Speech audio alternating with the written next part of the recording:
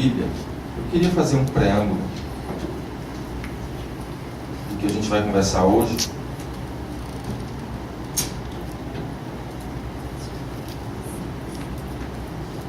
Eu queria pontuar, antes de entrar especificamente na palavra, eu queria pontuar algumas coisas. Para refletir comigo qual é o estereótipo de igreja nos dias de hoje. Ou melhor, qual o estereótipo de reunião de igreja dia de domingo nos dias de hoje? Um lugar com a igreja toda reunida, pessoas que chegam num determinado horário, seja pela manhã, pela noite, para juntos orarem. Fizemos isso hoje aqui?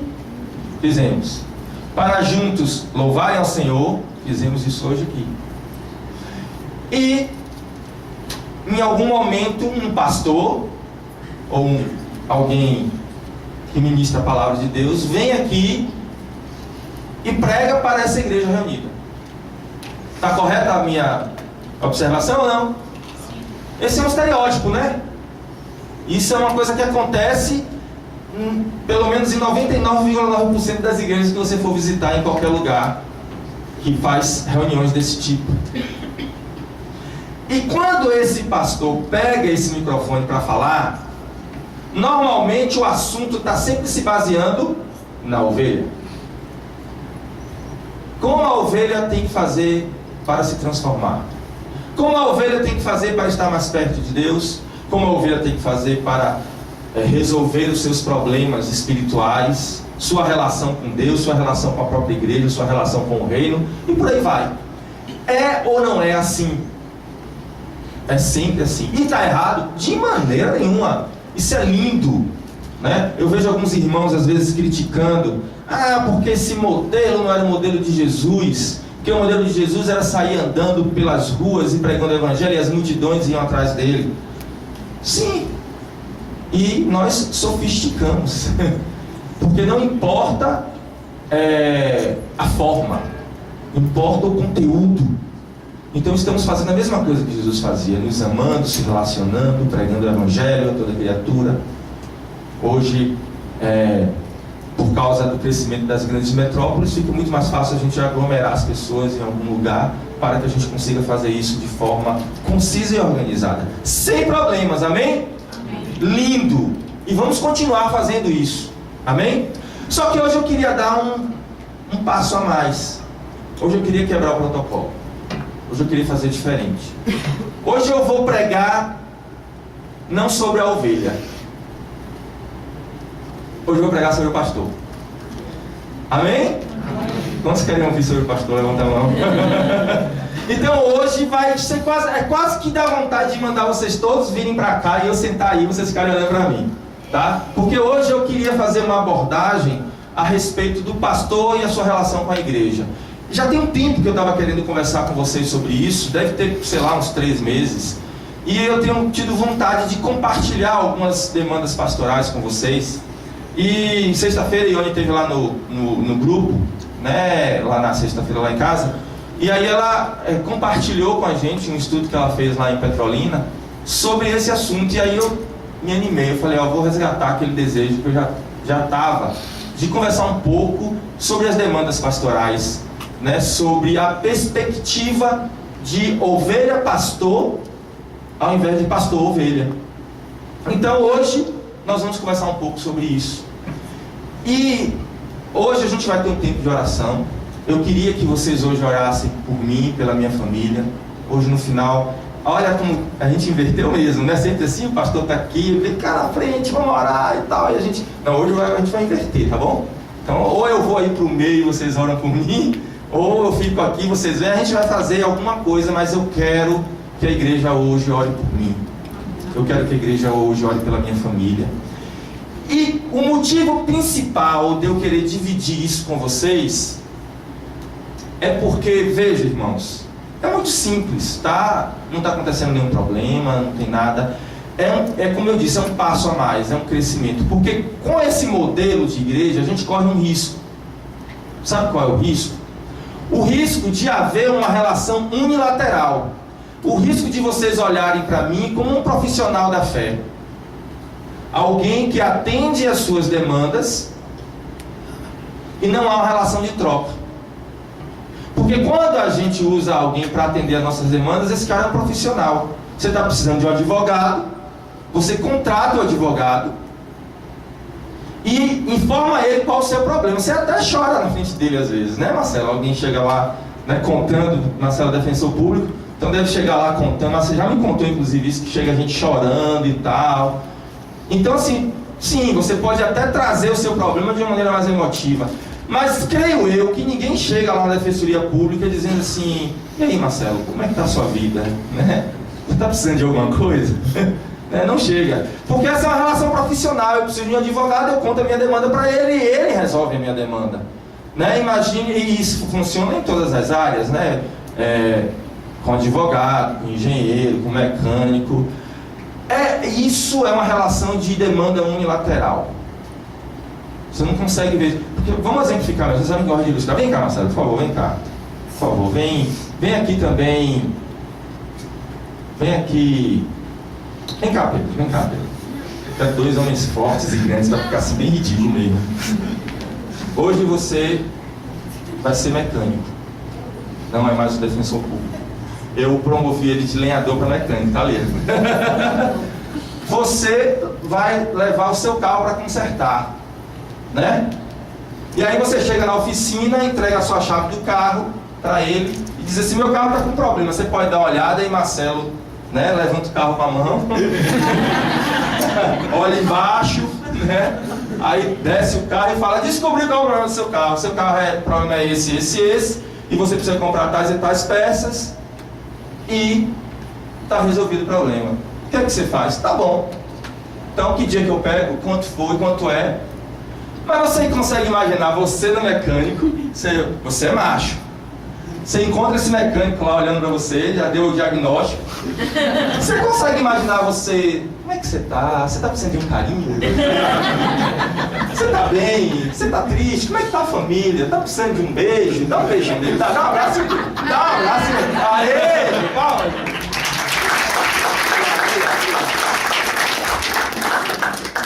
Fica estranho, não fica? Você faz isso com o seu mecânico?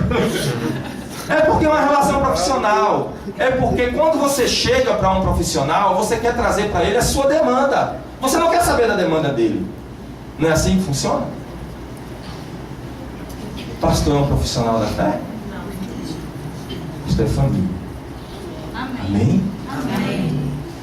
Veja, por favor, pelo amor de Deus, eu não estou cobrando nada e nem dando pitada em nada. Eu estou dando um passo. Somos uma igreja nova, uma igreja de novos convertidos, uma igreja onde as pessoas estão aprendendo o beabá, estão aprendendo os princípios do evangelho, os fundamentos.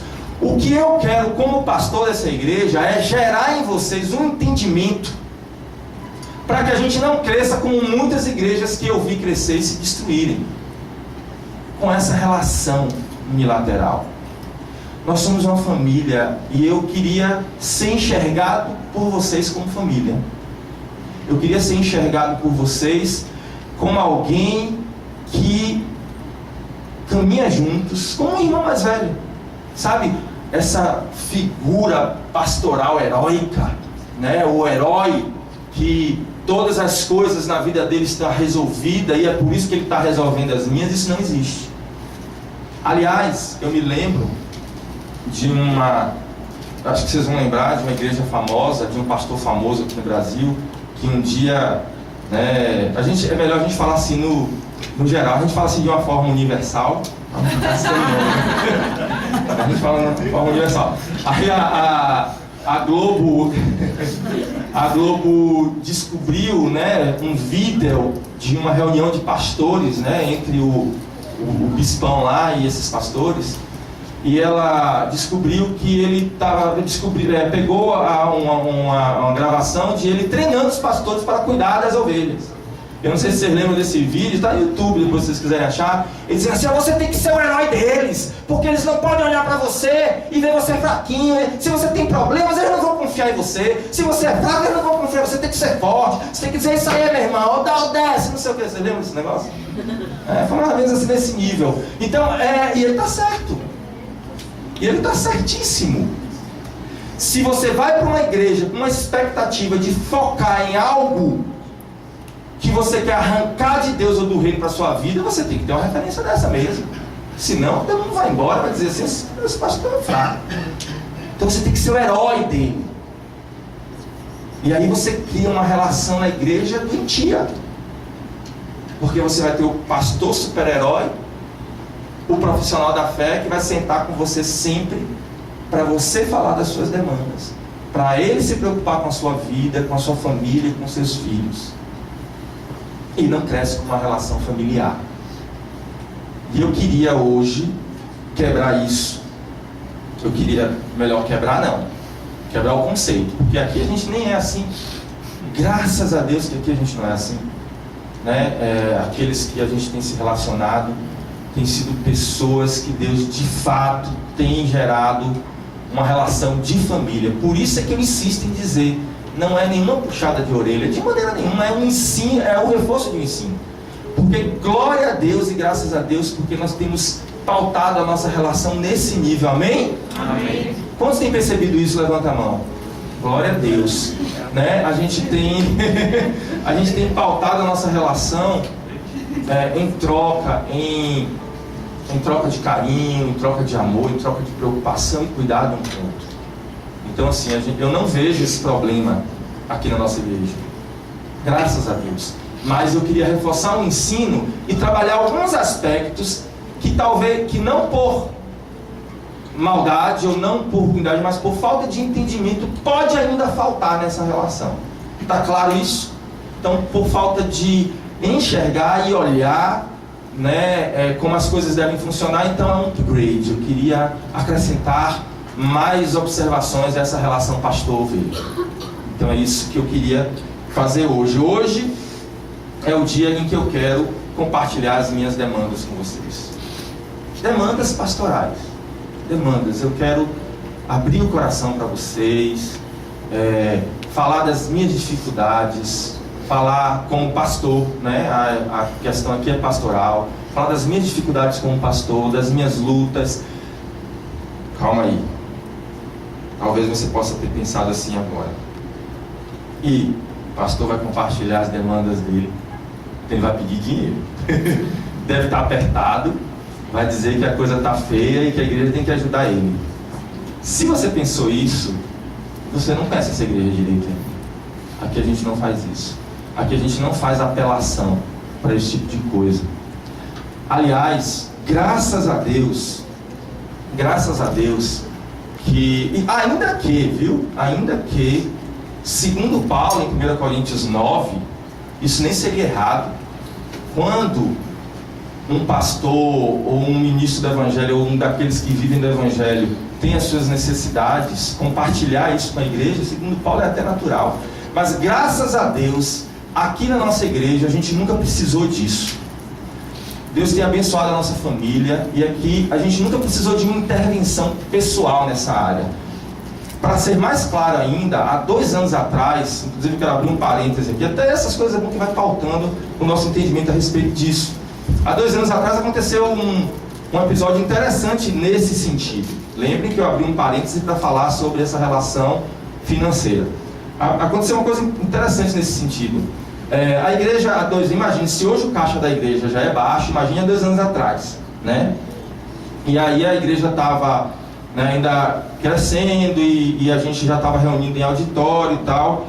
E o caixa da igreja não conseguia pagar as contas.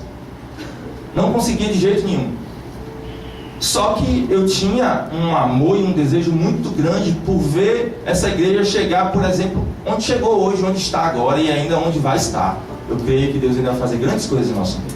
Amém. Eu sei que quando você pegava as entradas de dízimos e ofertas e ia bater com as coisas que tinha que pagar, dava uma diferença, R$1.000, R$2.000.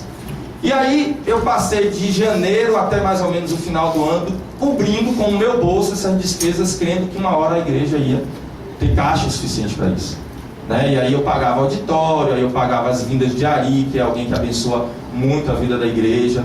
E aí essa conta foi crescendo. E aí a coisa, eu não sou rico, os irmãos sabem, né? Eu sou empresário, mas não sou rico.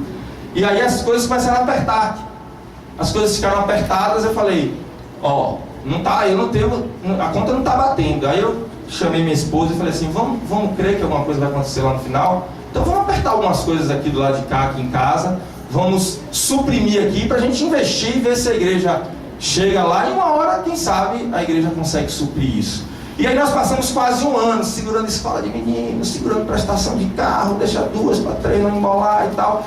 E aí a coisa foi dando uma proporção assim meio que, né, desproporcional. Quando chegou no final do ano, eu estava com a mão na cabeça, hora de matricular menino, hora de pagar as prestações do carro, senão, né, a coisa podia ficar pior. E aí eu desesperei. Pra você ter uma ideia, no final de um ano, a gente tinha imobilizado na expectativa de que, né, fosse haver um retorno, R$43 mil. Eu falei, caramba, não deu. Aí eu preocupei realmente e chamei alguns irmãos, os irmãos mais velhos, os anciãos da igreja, para a gente conversar. E aí eu falei assim, irmãos, tá feio aqui o negócio. A situação tá brava, a situação tá feia, eu desfalquei, né? A escola dos meninos estão aí e eu preciso da ajuda. Como é que a gente faz? Inicialmente, a gente tinha pensado na ideia de pegar esse valor e trazer para a igreja. Então, assim, a ideia foi até minha na época. Então, assim, vamos compartilhar com os irmãos as demandas da igreja, para que a gente possa fazer com que os irmãos participem também disso que, como o Azevedo falou aqui, é algo que a igreja usufrui. Mas aí esses irmãos, na época, disseram assim, não vamos levar isso para a igreja, porque a igreja é nova, porque a igreja está crescendo ainda, isso pode não cair bem no coração deles ainda. Vamos gerar primeiro no coração desses irmãos um entendimento a respeito disso, e depois que esse entendimento tiver gerado, ainda que, irmãos, isso é extremamente natural. Uma igreja que não tem maturidade de investir na obra de Deus, uma igreja imatura mesmo. Uma igreja que não tem... Uma coisa é como o Azevedo falou, você dá dinheiro para o pastor enriquecer ou para os projetos pessoais, mas quando você vê que essa igreja investe na própria igreja, você não querer investir nisso é no mínimo avareza e mesquinhez. Mas a gente entendeu que naquele momento não era um momento propício, porque era bom que a igreja amadurecesse um pouco mais. E esses irmãos, surpreendentemente, disseram, a gente quer cobrir esse valor. A gente quer cobrir esse valor que você desfalcou aí na sua vida. E esses irmãos ofertaram. Esses irmãos ofertaram, um deu 15, outro deu 20, até cobrir o valor de 43. Os irmãos quiseram dar até mais. Os irmãos estavam estudando até um auxílio mensal. Eu falei, não, eu só quero o valor da nota. Lembram disso, irmãos? Eu só quero o valor que está aqui em cima, que foram os valores que foram gastos para a igreja. E esses irmãos ofertaram valores altos para que a igreja para que não pesasse sobre a igreja. Uns deram 15, 20, outros deram R$500, R$1.000. Esses irmãos estão presentes aqui hoje. Estão sentados aqui no meio de vocês. Inclusive, vocês novos. Queria pedir uma coisa a vocês. Vocês que se converteram há 2 anos atrás, 3 anos atrás, orem por esses irmãos. Eu não vou dizer o nome deles para não roubar o galardão deles. Porque a Bíblia fala que quando você recebe a glória aqui embaixo, você perde a glória lá em cima. Mas a conta com Jesus é fácil. Senhor, sabe aquele irmão que o pastor falou lá na frente, que ajudou, que teve o coração em dar? Prospera a vida deles, multiplica a vida deles, faz com que honra a vida deles, honra o coração que eles tiveram em empregar na tua obra. E orem mais, fale assim, Senhor, nós somos gratos porque eles se preocuparam com a gente, porque eles tiveram, olha que lindo, eles tiveram a preocupação de não escandalizar vocês, tiveram a preocupação de vocês não terem ainda maturidade suficiente para entender o que significa ofertar na casa de Deus. Esses irmãos preservaram vocês, orem por eles. Recentemente, 2 irmãos também me procuraram dizendo que queriam ofertar. Disseram: poxa, a gente vê que você está nessa luta, trabalho, igreja, e a gente vê que você não consegue assumir as 2 coisas ao mesmo tempo. 2 casais amados daqui da igreja nos procuraram e disseram: a gente quer ajudar, a gente quer ofertar. E aí, graças a Deus, foi um ano que o Senhor nos abençoou com folga financeira, glória a Deus. E nós viramos para esses 2 casais e falamos assim: olha, nós não estamos precisando. Graças a Deus, nós não estamos precisando. Ficamos muito felizes com o coração desses irmãos, muito felizes. Nós ficamos felizes de ver a igreja crescendo nesse sentido. E nós dizemos: irmãos, seria leviano de nossa parte receber esse dinheiro de vocês. Esses irmãos também estão sentados aqui hoje. Orem por esses irmãos. E aí, nós dissemos para esses irmãos: nós não queremos, seria injusto nós recebermos esse dinheiro, porque nós não estamos precisando de fato. E esses irmãos disseram: não, então você pega esse dinheiro aí e vê quem na igreja está precisando, porque a gente quer ofertar, porque a gente quer contribuir. E nós fiz até uma planilhinha. Os irmãos não querem ver, eu já ofereci, mas eles não querem, mas fiz uma planilhinha, e alguns de vocês aqui foram abençoados com esse dinheiro. Então você que foi abençoado recentemente por algum, você vai lembrar: então foi aquele casal lá que o pastor falou. Ore por eles, ore por todos aqueles que têm um coração em dar, porque a Bíblia fala que Deus ama aquele que dá com alegria. Amém. E mais bem-aventurado é dar do que receber. Amém? Então, fechando parêntese, eu não vim aqui compartilhar demandas financeiras, tá? Graças a Deus, o Senhor tem nos abençoado, e a gente nunca precisou de uma intervenção pessoal que não tivesse a ver com a demanda da igreja. Graças a Deus. Então, quanto a isso, vocês podem ter tranquilidade em relação a isso. Samuel, então tá bom, tá tudo bem, tá tudo ótimo na sua vida financeira. Tudo ótimo não, tá bom, irmão? Não exagera não. Mas, então que demandas são essas? Demandas de amor. Demandas de relação.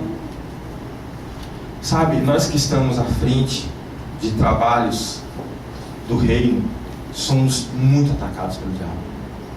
Muito atacados. Eles vêm para cima da gente com sede. Eles vêm para cima da gente querendo destruir. Imagine que ele olha para uma família que tem abençoado a vida de outras famílias, e ele fala assim: se eu destruir um, eu destruo 10, né? E aí a ação maligna que se recai sobre nós é grande. E o meu desejo hoje é que a igreja tenha noção e consciência disso. Que a igreja tenha noção de dividir conosco, comigo e com a minha família, as cargas do ministério. Quero falar de algumas hoje aqui. Como eu já deixei bem claro, nenhuma a ver com situação financeira, mas algumas demandas eu quero compartilhar com a igreja. Eu quero que a nossa igreja seja uma igreja madura. Amém? Por favor, se você veio aqui procurando um pastor super-herói, você veio para a igreja errada. Se você veio aqui procurando um daqueles lá do vídeo, que vai querer vestir uma capa de super-herói, de que não, inabalável, que nada de ruim acontece na vida dele, você não veio para a igreja certa. Eu contei aqui já inúmeras vezes, e vou contar mais em outras tantas, de uma coisa que me horrorizou uma vez. Vocês já estão cansados de ouvir, eu vou cansar de vocês de ouvir isso, porque isso precisa ser gerado na vida da igreja. É por isso que eu repito. Amém? Eu lembro de uma família há muito tempo atrás, não está mais aqui com a gente, então não precisa ficar quebrando a cabeça, que falou assim para mim: pastor, gostei da sua igreja, quero congregar aqui. Glória a Deus, irmão. Foi mesmo? Gostei. Falei assim: que bom, mas como é que é isso? Você veio de onde? Você está vindo de onde? Tá comprando? Não, a gente veio de uma igreja tal aí, mas eu gostei da tua igreja porque eu aprendi logo cedo que eu tenho que congregar na igreja onde o pastor prospera. Porque se o pastor não prosperar, significa que ninguém prospera. Aí eu olhei para a sua vida, eu vi que você é empresário, que você tem uma família ajustada, seus filhos são todos bonitos, obedientes, até bonito tem que ficar na lista, sabe? Seus filhos são bonitos, obedientes, né? Você tem uma família assim, abençoada, né? Vocês são jovens, saúde. Então a pessoa falou assim, o pastor tem saúde. Eu já tirei uma vesícula, tá, gente? O pastor tem saúde, o pastor tem uma vida financeira equilibrada, o pastor tem uma família ajustada, bonita. Então, é essa igreja que eu quero, porque deve ser que vai passar esse fluido para mim. Aí eu falei assim, eu não falei, né? Até peço perdão, irmãos, pela covardia na hora.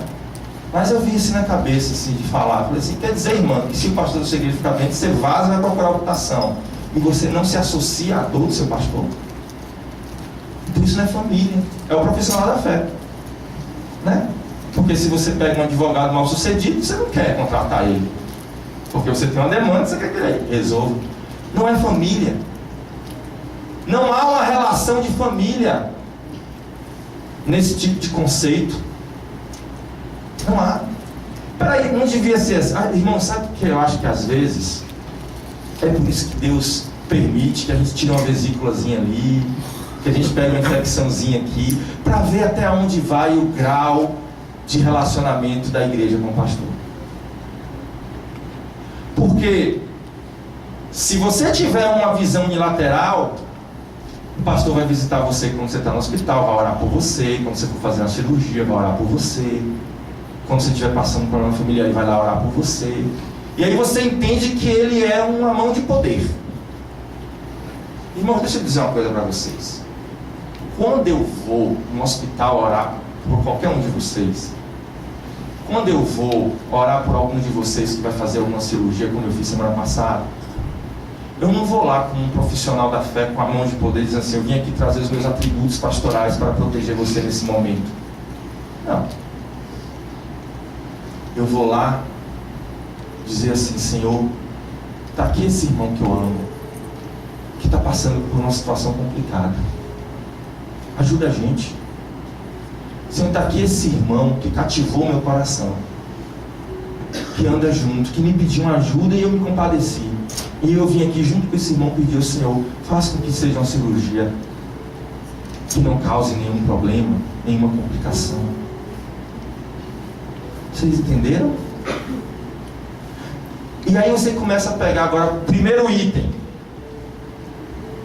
Primeira demanda que eu queria compartilhar com vocês. Quem é o seu pastor? Seu pastor é aquele que ora por você e você ora por ele. Amém? Amém. Glória a Deus, irmãos. Amém. Eu entendo às vezes, porque a gente vive numa sociedade evangélica complicada, cheia desses vícios. Eu entendo às vezes até a lógica.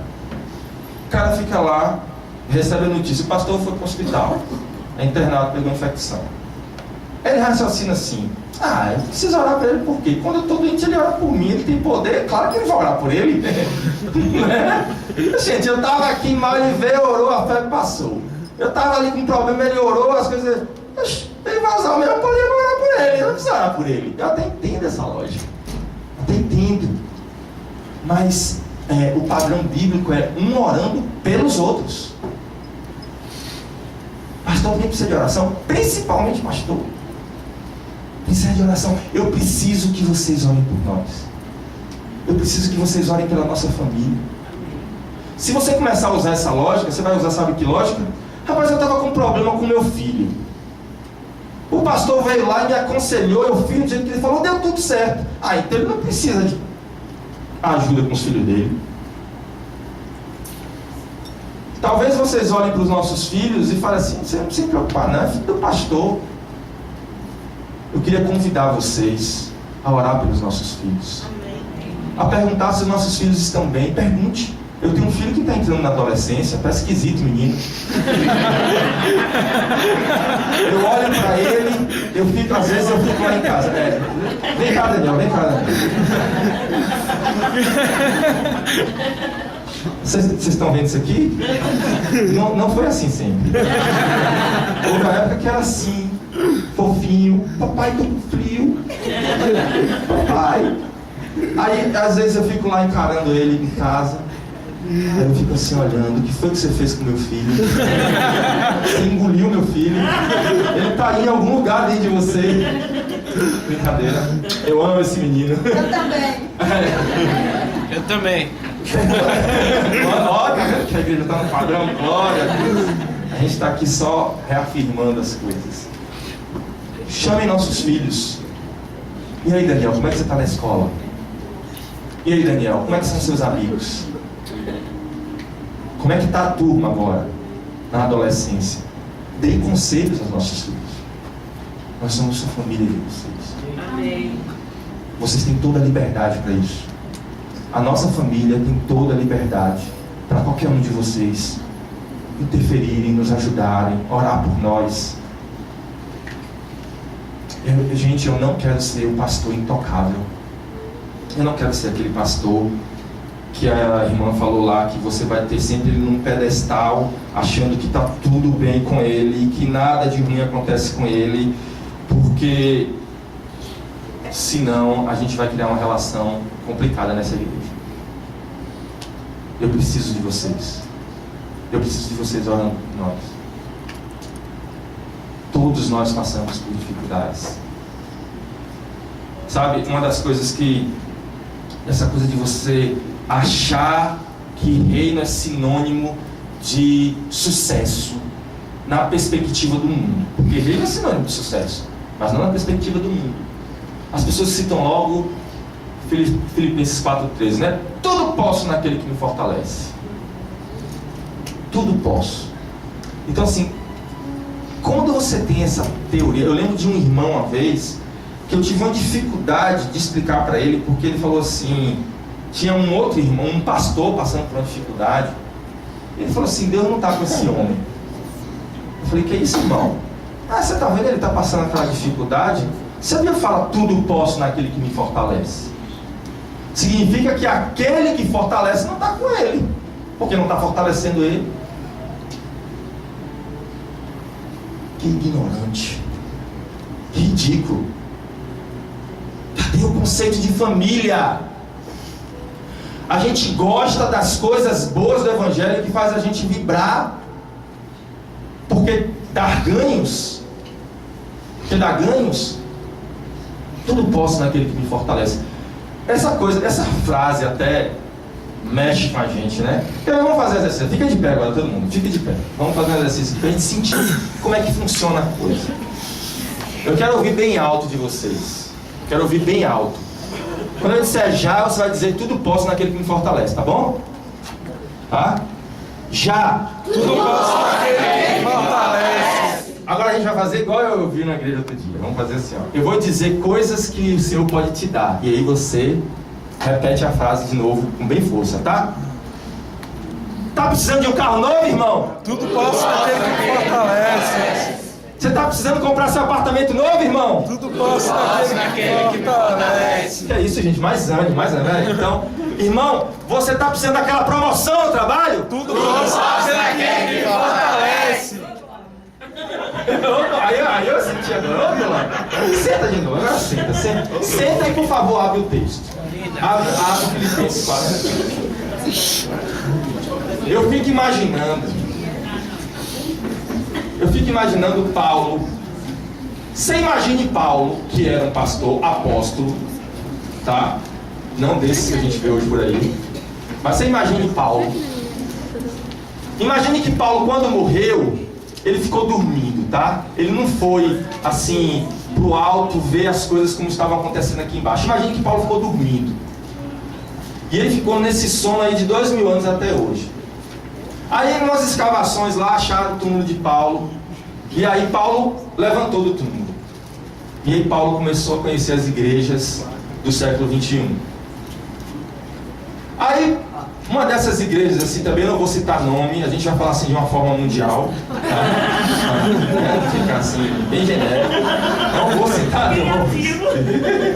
Então assim, aí Paulo é chamado para pregar numa igreja dessas. Tá bom? Aí você imagina Paulo lá no púlpito e dizer assim: irmãos, a palavra de hoje eu quero ensinar vocês a passar fome. Quero ensinar vocês a passar necessidade. Você tá louco, Paulo? Sai daqui. Vamos apedrejar ele. Você tá, mas isso é miséria. Nós somos cabeça, nós não somos cauda. Vamos expulsar Paulo da igreja, vamos botar ele para fora. Aí Paulo vai parar e fala assim: eu dormi quanto tempo mesmo? O que foi que aconteceu aqui que eu não vi? Vamos ver o que foi que Paulo escreveu em Filipenses 4:13. Não, 13 é o texto de tudo posso naquele que me fortalece, não é isso? A gente vai ler antes. A gente vai ler um pouquinho antes, porque que tudo posso naquele que me fortalece, você já sabe. Vamos ler antes. Vamos começar a partir do versículo 10. Tá? Filipenses 4, versículo 10. Alegro-me. Você achou aí? Alegro-me grandemente no Senhor, porque finalmente vocês renovaram o seu interesse por mim. Olha, um pastor falando de alguém que renovou o interesse por ele. De fato, vocês já se interessavam, mas não tinham oportunidade para demonstrá-lo. Não estou dizendo isso porque esteja necessitado, pois aprendi a adaptar-me a toda e qualquer circunstância. Sei o que é passar necessidade, vixe, e sei o que é ter fartura. Paulo aprendeu as duas coisas. Você só quer aprender uma? Aprendi o segredo de viver contente em toda e qualquer situação, seja bem alimentado, seja com fome, tendo muito ou passando necessidade. Tudo posso naquele que me fortalece. Quer dizer que tudo posso naquele que me fortalece. Eu posso passar necessidade e também posso ter fartura. Você sabe o que quer dizer tudo posso naquele que me fortalece? Não quer dizer assim: se acontecer uma situação de necessidade na sua vida, você vai enfraquecer, mas o Senhor vai te fortalecer. Amém. Tudo posso naquele que me fortalece. Amém. Agora ficou claro. Sabe, pastores também têm dificuldades. Pastores também ficam tristes, angustiados, tem peso no coração. Então a primeira coisa que eu falei foi o quê? Quem lembra? Orar pelo seu pastor. Ore pelo seu pastor. Ore para que a casa dele esteja coberta. Ore para que as coisas ao seu redor andem bem. Ore para que a sua família esteja em paz. Ore pelo seu pastor. Amém? Amém. Segunda coisa, quem é o seu pastor? Seu pastor não é só aquele que ora por você. Seu pastor é aquele que também ora com você. É ou não é verdade? Amém. Naqueles momentos de aflição, naqueles momentos de angústia, você liga e fala: estou precisando de ajuda. E ele vai lá, vai na sua casa, vai no seu trabalho. Então seu pastor é aquele que ora com você e você ora com ele. Irmãos, tenham liberdade. Não pensem que somos super-heróis. Tenha liberdade de bater lá em casa e dizer assim: olha, eu vim orar com vocês. Irmão, por quê? Não sei, eu quero pedir a Deus que ajude vocês nas suas aflições. Amém. Ajude vocês a criarem melhor os filhos de vocês. Ajude vocês. Eu vim aqui orar com vocês. Eu percebi que vocês estão passando por alguma situação assim de temor ou de tensão. Eu vim orar com vocês. Amém, irmãos? Amém. Essa é a relação ovelha-pastor. O pastor ora com vocês e vocês oram com o pastor. Terceira e última coisa que eu queria abordar hoje em relação ao pastor. Quando você está tristinho, para baixo, precisando de alguma palavra, o que o pastor faz? O pastor dá uma palavra para vocês, tá? Uma palavra de ânimo, uma palavra da Bíblia. Quem é o seu pastor? é aquele que te dá uma palavra e você dá uma palavra para ele. Pega meus filhos, pega minha esposa, diz assim: eu tenho a palavra de Deus para você. E leia. Quem foi que te disse que nós somos supra-sumo? Que nós somos alguém que não... autossuficientes? Não precisa de nada, a gente precisa da palavra de vocês. Da palavra de Deus. Eu quero contar aqui, eu já estou terminando, mas eu quero contar aqui um episódio que aconteceu essa semana. 2 episódios que aconteceram essa semana. Eu estava em casa com um peso muito grande no coração. Eu vou tentar explicar assim, meio que subjetivamente, mas assim, eu ouvi uma palavra de uma irmã, uma coisa que uma irmã me falou, e eu fiquei muito triste. Mas muito, você não tem noção da tristeza que pegou meu coração. Muito triste. E aquilo pesou meu coração. E aí cheguei em casa, todo mundo foi dormir, sabe aquela coisa que não sai do seu coração ficou pesado. O meu, né, no caso. Meu coração ficou pesado e eu falei assim: já sei, já conheço isso, hoje eu não durmo. Vou virar a noite pensando nisso. E aí aquilo me fez orar, aquilo me fez me colocar diante do Senhor, porque foi uma palavra um pouco pesada.